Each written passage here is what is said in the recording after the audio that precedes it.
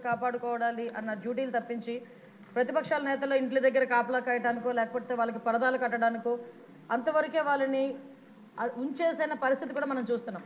దానిలో భాగంగానే కనీసం పోలీస్ వ్యవస్థకి ఏదైతే వాళ్ళకి పోలీసు బలోపేతానికి కానీ అదేవిధంగా వాళ్ళ వెల్ఫేర్ గురించి కానీ వాళ్ళకున్న చిన్న చిన్న ఇమ్యూనిటీస్ గురించి కూడా ఎక్కడ కూడా ఆలోచన చేయకుండా మొత్తం అంతా నిర్వీర్యం చేసిన పరిస్థితి వచ్చింది అధ్యక్ష. ఇప్పుడు ఇందాక మన ఎమ్మెల్యేగా అడిగారు అధ్యక్ష, ఈ వీఆర్లో ఉన్న వాళ్ళ పరిస్థితి గురించి. నిజంగా వీఆర్లో ఉన్న వాళ్ళ పరిస్థితి చూస్తారు అధ్యక్ష, ఒక్కొక్కసారి వాళ్ళకి 6 months వరకు వీఆర్లో ఉంటారు. తర్వాత 6 months తర్వాత వాళ్ళకి ఆ జీతభత్యాలు ఇవ్వాల్సిన అవసరం కూడా ఉంటుంది అధ్యక్ష. కాకపోతే ఈ రోజుకి కూడా లాస్ట్ 5 సంవత్సరాల పరిస్థితి ఎలా తీసుకున్నారంటే పోలీస్ డిపార్ట్మెంట్లో కొంతమంది అఫీషియల్స్ని వాళ్ళకి నచ్చకపోయినా క్యాస్ట్ బేస్ చేసుకొని వాళ్ళకి రాజకీయంగా వాళ్ళకి అనుకూలంగా ఉండరు అనుకున్నా వాళ్ళకి వ్యతిరేకంగా ఒక పని చేసినా వాళ్ళు చెప్పిన పని చేయకపోయినా కూడా వాళ్ళు చాలా క్లియర్గా వాళ్ళందరినీ తీసుకెళ్లి వీఆర్లో పెట్టడమే కాకుండా 2 సంవత్సరాలు 3 సంవత్సరాలు కూడా జీతభత్యాలు లేకుండా వాళ్ళ చేత పని చేయించుకున్న పరిస్థితి కూడా మా దృష్టికి వచ్చింది అధ్యక్ష. ఎట్టి పరిస్థితుల్లోనే అలాంటి వాటి మీద ఫర్మ్గా ఉంటాము. డెఫినెట్గా వాళ్ళకి జీతభత్యాలు ఇచ్చే పరిస్థితి కూడా ఇప్పుడు మేము తీసుకుని వస్తాం అధ్యక్ష. అదేవిధంగా వాళ్ళందరికీ కూడా ఇందాక సార్ అన్నారు కనీసం పిల్లలకి చదివించుకోవడానికి కానీ పెళ్లిళ్ళు చేసుకోవడానికి కానీ. సరే ఇక్కడ ఒక విషయం చెప్పాలి, సుమారుగా గవర్నమెంట్ ఎంప్లాయీస్ తాలూకా జీపీఎఫ్ అంతా కూడా డైవర్ట్ చేసేసాడు లాస్ట్ 5 yearsలో.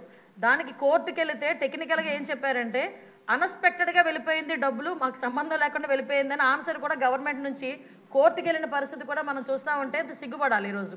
అంటే వాళ్ళు దాచుకున్న వాళ్ళ సొమ్ము కూడా వాళ్ళకి తిరిగి ఇవ్వడానికి కూడా లాస్ట్ గవర్నమెంట్ 5 సంవత్సరాల్లో కూడా జగన్మోహన్ రెడ్డికి మనసు రాలేదు అధ్యక్ష. ఈరోజు తిరిగి పోలీస్ వ్యవస్థల గురించి విధానాల గురించి రాజ్యాంగం గురించి ఆయన మాట్లాడుతుంటే కొంచెం మనందరూ కూడా ఇబ్బంది పడాల్సిన అవసరం ఉంది అధ్యక్ష.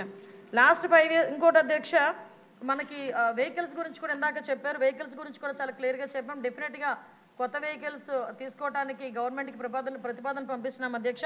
ప్రతి చోట కూడా వెహికల్స్ మీరు అన్నదైతే వాస్తవం అండి, వెహికల్స్ చాలా ఇబ్బందిగా ఉంది. అంటే స్క్రాప్కి వెళ్ళిపోయే వెహికల్స్ 15 yearsకి ఎట్టి పరిస్థితుల్లోనే స్క్రాప్కి ఇచ్చేయాలి. ఆ వెహికల్స్ అన్నీ కూడా చాలా ఉన్నాయి, ఇంచుమించు 50% మనకి కొరత అయితే ఉంది, దానికి కూడా అధిగమిస్తాం.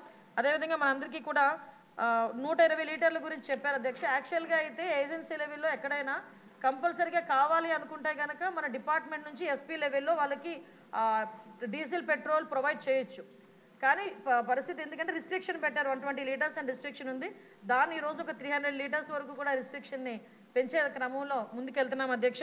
అదేవిధంగా ఇప్పుడు మీరు అడిగారు అధ్యక్ష, మనకి ఏపీఎస్పీ నుంచి ఏఆర్కి వెళ్ళేదానికి కన్వర్షన్ లిస్ట్ కూడా రెడీగా ఉంది అధ్యక్ష. దీనికి అతి తొందరలోనే వాళ్ళందరికీ కూడా ఏపీఎస్పీ నుంచి ఏఆర్కి పంపించే ఏర్పాటు కూడా జరుగుతుంది. ఒకటి మాత్రం క్లియర్ అధ్యక్ష, ఈరోజు ఏ శాంతి భద్రతలు అయితే వాళ్ళు మాట్లాడుతున్నారో జగన్మోహన్ రెడ్డి వాళ్ళు మాట్లాడుతున్నారు అంటే ప్రతిపక్ష నాయకుడు కాదు కాబట్టి అసెంబ్లీలో పులివెందుల ఎమ్మెల్యే గారు మాట్లాడితే ఆ ప్రికార్డ్స్ తీసుకొని వచ్చి శాంతి భద్రతలకు మాట్లాడుతున్నారు. ఒక్కసారి బ్యాక్కి వెళ్ళాలి అధ్యక్ష. శాంతి భద్రతల విషయంలో శాంతి భద్రతలను కాపాడుకోవడానికి అసలు పోలీస్ డిపార్ట్మెంట్కి వాళ్ళు ఏం చేశారు ఈ రోజుకి కూడా చాలా క్లియర్గా చెప్తున్నాం అధ్యక్ష. పోలీస్ డిపార్ట్మెంట్ని రాజకీయ అవసరాల గురించి కాకుండా ప్రజల భద్రత గురించి శాంతి భద్రతల విషయంలోని కూడా మేము ముందుంటామని మనస్ఫూర్తిగా మీ అందరికీ కూడా తెలియజేసుకుంటున్నాను అధ్యక్ష.